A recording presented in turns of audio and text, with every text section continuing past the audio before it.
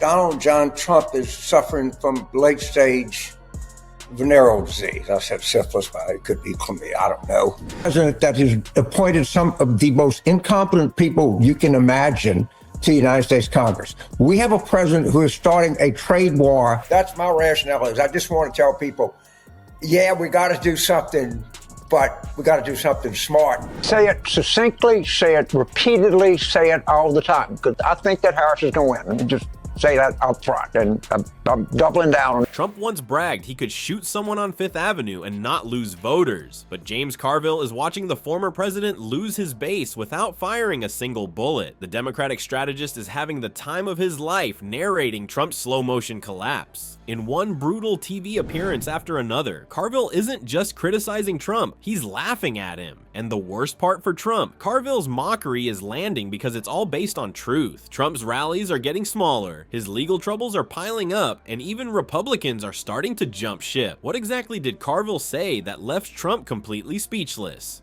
Cornel West. Trump would be a betting favorite, all right?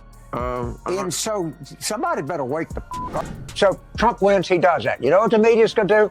They're going to go to a diner and start interviewing people. And say, well, I had no idea he said that. That boy ain't right. Can I tell you something? There's nothing right about him. Before we move on, I'd like to ask you a small favor. If you appreciate this content, please take a second to like this video and subscribe to the channel. Over 98% of you watch the videos without subscribing. It costs you nothing, but it makes a huge difference to us. So, did you click the subscribe button? Great, thank you so much. Now back to the video. James Carville isn't just some political strategist. He's the raging Cajun who's been taking down political opponents since before many of us were born. While everyone else is out there fact-checking Trump's constant stream of lies or trying to debate him on policy, Carville figured out what actually gets under Trump's skin. Straight up mockery, and boy, is it working. I'm beginning to come to the conclusion that he actually hates the country. Yeah. Not that he's. Donald John Trump is suffering from late-stage venereal disease. I said syphilis, but it could be chlamydia. I don't know. Voters don't want this. That's in poll after poll after poll. You can't look at what you look at and not feel apprehension here. Remember when Trump was this unstoppable force who could say or do anything and somehow come out stronger? Well, Carville has completely flipped the script. He's not fighting Trump, he's laughing at him. During a recent TV appearance, Carville didn't bother with the usual political back and forth. Instead, he just chuckled and treated Trump like yesterday's news, the political equivalent of a one-hit wonder still trying to sell tickets to empty venues. That's my rationale. I just want to tell people, yeah, we got to do something, but we got to do something smart. President that has appointed some of the most incompetent people you can imagine to the United States Congress. We have a president who is starting a trade war. We have a guy in the Oval Office that at best, the best interpretation of him, he's anti-American.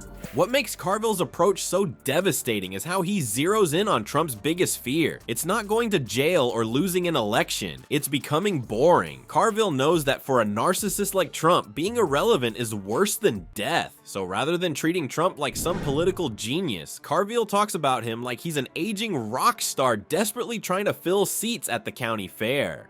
The absolutely brutal moment came when Carville cracked a joke about Trump's legal calendar being more packed than his campaign events. It wasn't just funny, it completely reframed how people think about Trump. Suddenly, he wasn't this powerful political figure. He was just some sad old guy drowning in lawsuits while his political career circled the drain. And Trump, he has absolutely no defense against this strategy. When you fact check him, he just lies more. When you criticize his policies, he changes the subject. Odd as Donald Trump is, at least in the traditional sense of politics. Now, the traditional sense of politics doesn't seem to apply to Trump. Say it succinctly, say it repeatedly, say it all the time, because I think that Harris is going to win. Just say that out front, and I'm doubling down. But when someone laughs at him, he completely falls apart. His social media has become a desperate attempt to prove he's still relevant, posting at all hours and making increasingly wild claims just to get someone, anyone, to pay attention. Behind the scenes, it's even worse. Reports say Trump is absolutely furious about being mocked, raging at staffers, and obsessively watching coverage of himself. At rallies, you can see it in his face, that desperate need to be taken seriously again. He's attacking the media more than ever, claiming they're not covering him correctly. But the reality is, the joke's on him.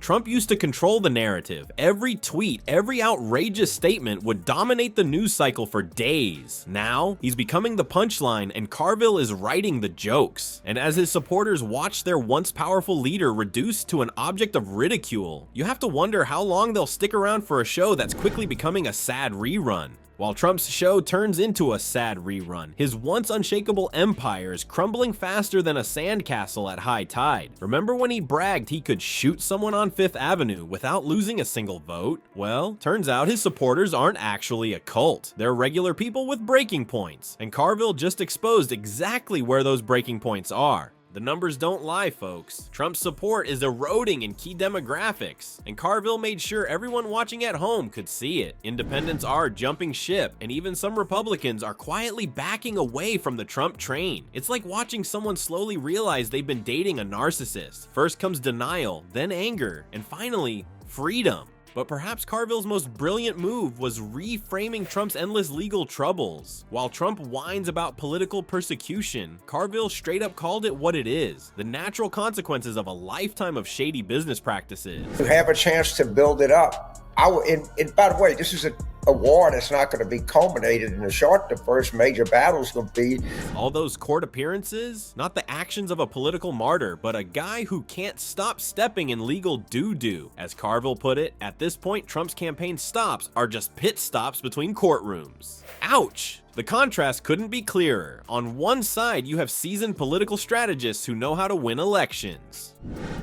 On the other, you have a man who somehow managed to bankrupt casinos. You know, those places literally designed to take your money. When Carville laid it out like that on national television, you could almost hear the collective from viewers across America. And what about the wannabe Trumps waiting in the wings? Carville dismissed them as ballist imitators who can't capture Trump's bizarre magic. Ron DeSantis? According to Carville, he's a malfunctioning animatronic version of Trump. Nikki Haley can't fully commit to the MAGA crowd. It's like watching bad cover bands try to play the hits. They know the notes, but can't hit the right feeling. The most telling moment came when Carville pointed out how Republican figures are testing the waters of life after Trump. And the GOP, oh, they see the iceberg ahead, he noted. They're like teenagers trying to break up with their high school sweetheart. They want out, but aren't sure how to say it. And this might be the most brilliant part of Carville's strategy. He knows Trump feeds on outrage and conflict. By simply laughing at him and treating him as yesterday's news, he's cutting off Trump's oxygen supply. What's that saying about the emperor having no clothes? Well, Carville just pointed at Trump's naked ego and started laughing, and America's joining in.